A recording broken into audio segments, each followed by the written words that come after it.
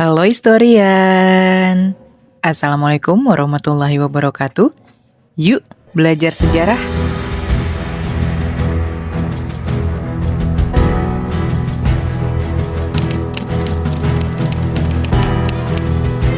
Beberapa waktu belakangan ini dunia maya diramaikan dengan berita seorang guru di Malaysia yang kesal karena murid-muridnya menjawab ujian menggunakan bahasa Indonesia.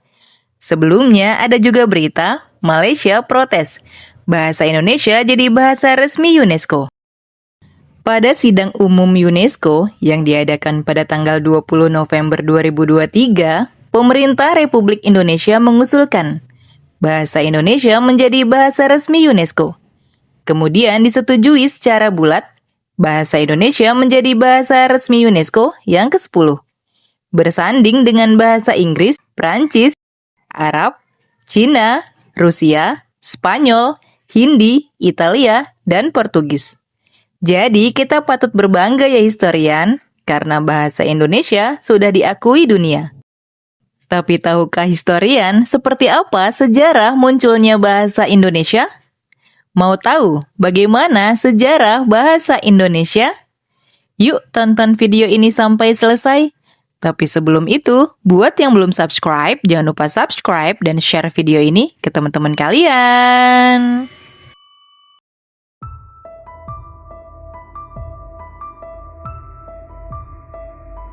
Bahasa Melayu merupakan cikal bakal bahasa Indonesia. Bahasa ini eksis sejak abad ke-7 Masehi. Bahasa Melayu sudah digunakan sejak masa Kerajaan Sriwijaya. Bukti tertulis paling awal ditemukan pada Prasasti Kedukan Bukit tahun 683 Masehi di Palembang yang menggunakan bahasa Melayu kuno dengan aksara Palawa dan pengaruh kuat bahasa Sansekerta.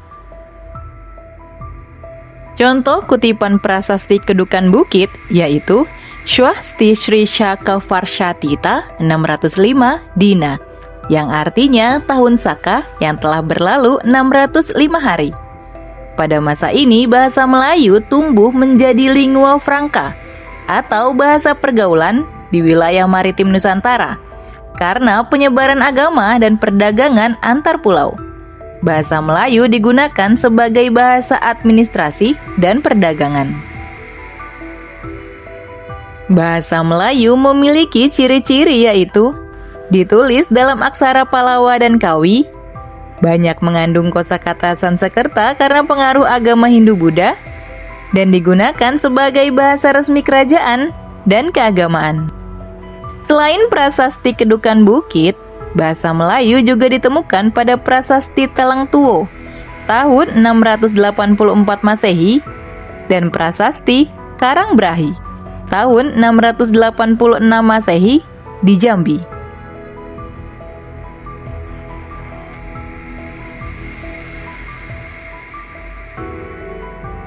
Seiring berdirinya Kesultanan Melayu seperti Malaka dan Aceh, bahasa Melayu menjadi lingua franca di Asia Tenggara. Naskah-naskah Islam seperti Hikayat Raja-Raja Pasai, Hikayat Hang Tuah, hingga surat-surat sultan menunjukkan penggunaan bahasa Melayu sebagai bahasa literasi dan diplomasi. Bahasa Melayu mulai berkembang dan digunakan di seluruh wilayah Kesultanan Melayu, termasuk Malaka, Aceh, Johor, Riau, dan Kalimantan. Pada perkembangannya, bahasa Melayu dipengaruhi oleh bahasa Arab dan Persia, terutama dalam konteks Islam. Kemudian bahasa ini mulai ditulis dengan aksara Arab Melayu atau aksara Jawi. Sama seperti pada masa kerajaan tradisional Nusantara, pada masa Islam bahasa Melayu juga digunakan sebagai bahasa diplomasi, sastra, dan agama Islam.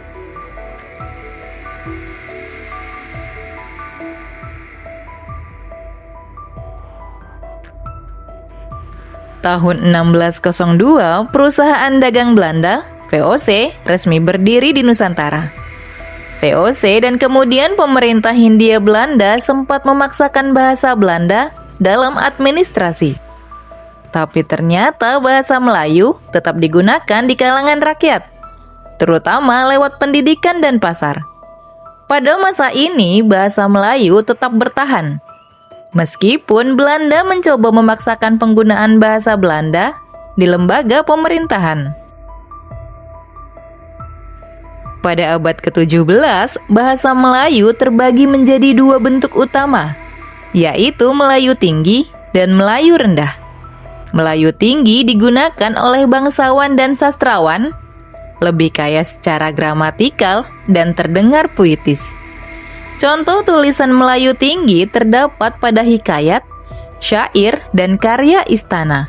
Sementara Melayu Rendah atau Melayu Pasar digunakan dalam pergaulan sehari-hari antar suku dan pedagang, lebih sederhana, fleksibel, dan mudah dipahami.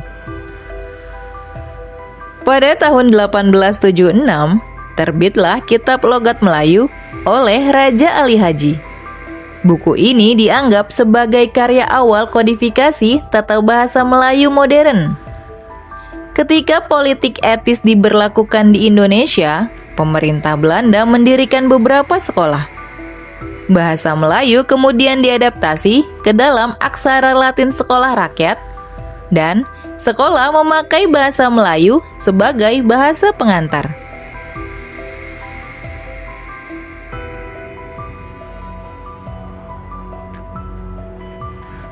Awal tahun 1900-an muncul organisasi-organisasi pergerakan seperti Budi Utomo, Sarekat Islam, dan Indische Partei yang menumbuhkan semangat persatuan dan perlawanan terhadap kolonialisme.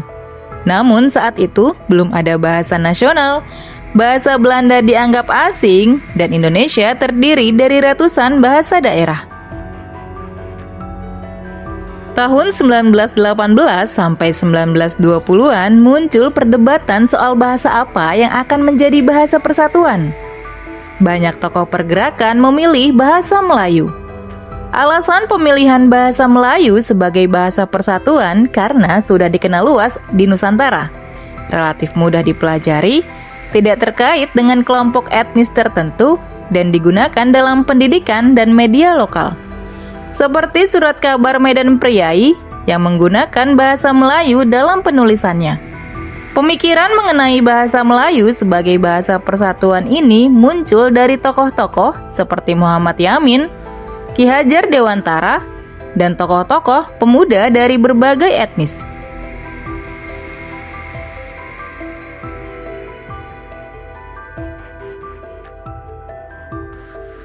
Pada 28 Oktober 1928, Kongres Pemuda II diadakan di Jakarta.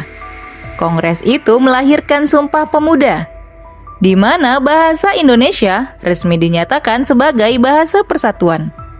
Padahal saat itu yang dimaksud adalah bahasa Melayu yang disederhanakan dan disesuaikan. Pada kongres ini, pemuda Nusantara dari berbagai daerah menyatakan, "Kami, putra dan putri Indonesia, menjunjung bahasa persatuan, bahasa Indonesia." Dipilihnya bahasa Indonesia sebagai bahasa persatuan adalah karena bahasa Indonesia netral secara etnis, sudah dikenal dan dipakai luas, dan lebih mudah dipelajari daripada bahasa daerah lain. Kemudian bahasa Indonesia dirumuskan secara politis sebagai kelanjutan dari bahasa Melayu. Sejak saat itu, tidak ada lagi bahasa Melayu. Masyarakat mulai mengenal istilah bahasa Indonesia.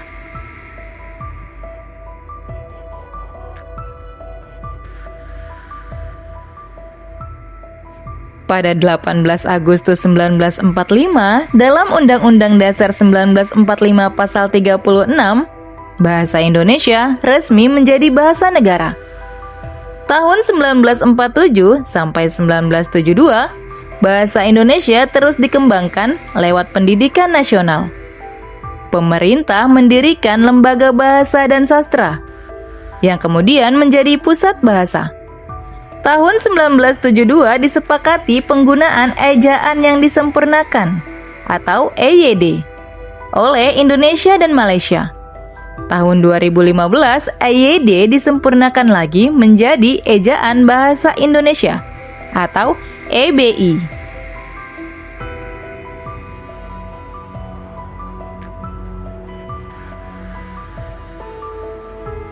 Sekarang bahasa Indonesia digunakan oleh lebih dari 275 juta orang. Diajarkan di lebih dari 45 negara sebagai bahasa asing, termasuk Australia, Jepang, dan Belanda, serta menjadi salah satu bahasa penting di kawasan Asia Tenggara. Pada tahun 2022, bahasa Indonesia bahkan diusulkan menjadi bahasa resmi ASEAN. Di era digital, bahasa Indonesia menjadi salah satu bahasa paling aktif di media sosial, seperti YouTube, Instagram, TikTok, dan platform internasional seperti Wikipedia. Sejarah bahasa Indonesia adalah kisah adaptasi, penyatuan, dan kebudayaan. Berakar dari bahasa Melayu kuno, tumbuh dalam masa kolonial, menjadi simbol nasionalisme dalam Sumpah Pemuda, dan kini menapaki era globalisasi sebagai bahasa dinamis yang terus berkembang. Bahasa ini bukan hanya alat komunikasi, tapi juga lambang identitas bangsa Indonesia. Bahasa Indonesia adalah kelanjutan langsung dari bahasa Melayu, tapi bukan sekedar tiruan. Itu tadi sejarah panjang dari lahirnya bahasa Indonesia. Tanpa bahasa yang menyatukan, Indonesia mungkin hanyalah sekumpulan pulau.